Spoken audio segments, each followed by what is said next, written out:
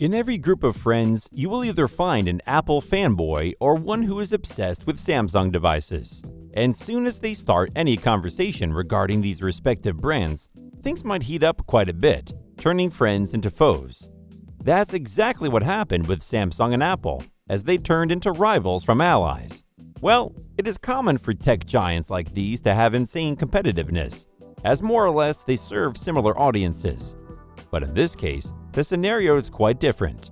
They not only fight for maximum customer acquisition, but also tend to relegate each other. For instance, due to a patent case filed by Apple, Samsung was asked to pay a staggering $539 million to Apple. So let's have a deep dive into this everlasting rivalry between Apple and Samsung.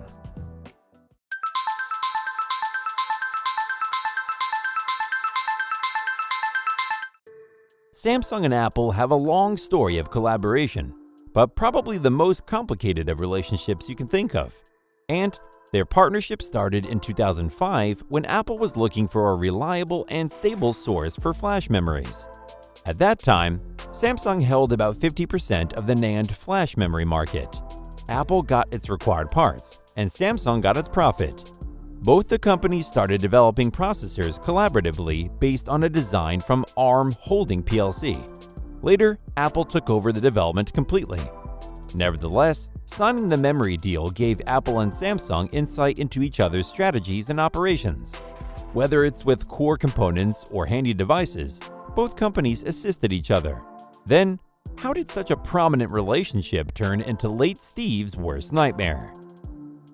Though none of these two companies started their journey as smartphone brands, their initial battle raised regarding a smartphone. Before introducing iPhone, Apple's ex-CEO Steve Jobs and Samsung's former vice president had pretty good bondings. Besides, as Samsung has always provided lots of key component parts to Apple, the partnership extended to the top.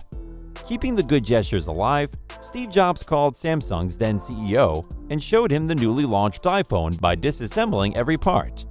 Later, Samsung went to introduce its own smartphone model collaborating with Google's Android, which seemed pretty identical to iPhone's design. Just a coincidence?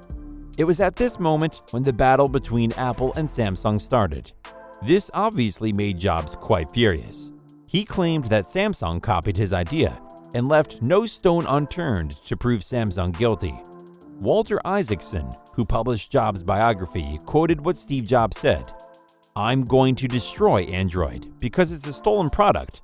I'm willing to go thermonuclear war on this. And later, I will spend my last dying breath if I need to. And I will spend every penny of Apple's $40 billion in the bank to right this wrong." Apple dragged the matter to court and filed a lawsuit in April 2011 against Samsung, showing how much sensitive they were regarding this issue.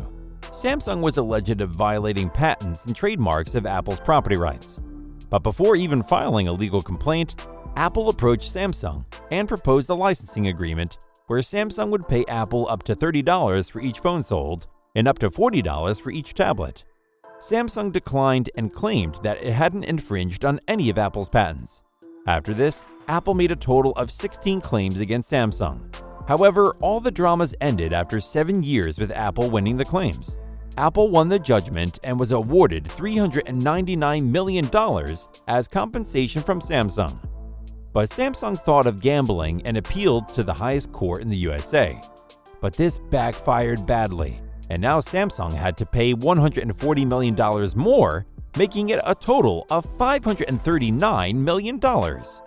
According to many analysts, this was a huge loss for Samsung. But in recent times, Apple had to pay almost double of what Samsung paid. According to a report from Thielek.net, Samsung displays are believed to receive KRW 900 billion from Apple for purchasing fewer OLED smartphone panels than required. But DSCC sources suggest that the payment is closer to US $950 million. So, it's up to you to decide who has benefited more. In 2018, they introduced the Galaxy Note 9 and S10 Plus the next year. This brought up huge success for Samsung and was a revolutionary step for the company. Moreover, Samsung started to mock Apple's notch design on iPhone.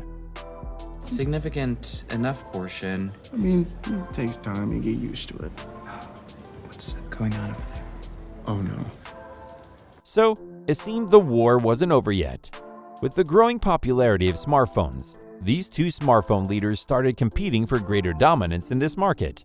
And the fun fact is, Samsung not only competes with Apple in the notebook, tablets, and smartphones market, but it also supplies Apple with crucial items for iPhones like OLED display and flash drive memory chip for storage. So, how are things going currently? Here's where things get interesting. After so many ups and downs, many of us might have thought this was the end of the Apple and Samsung relationship. Surprising everyone out there, these two companies announced that Apple will offer its iTunes, movies, and TV shows on its arch-rivals' television sets. This boosted the sale of Samsung TVs, and also Apple could sell more of their media content from different sources. Besides, Samsung still remains the main vendor for providing displays and flash storage to iPhones. Though Apple is also having a discussion with LG for displays, the major portion is still covered by Samsung. So, both the companies heavily rely on each other. Apple for their components and Samsung for their annual revenue. Yet, the war of dominance continues in the smartphone industry. To sum things up, Apple and Samsung are the pioneers of modern-day smartphones, and they both have contributed heavily to the world of tech and inventions.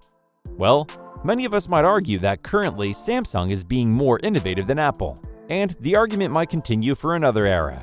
But their actual rivalry is not only for dominating the smartphone industry, but rather a bit off topic.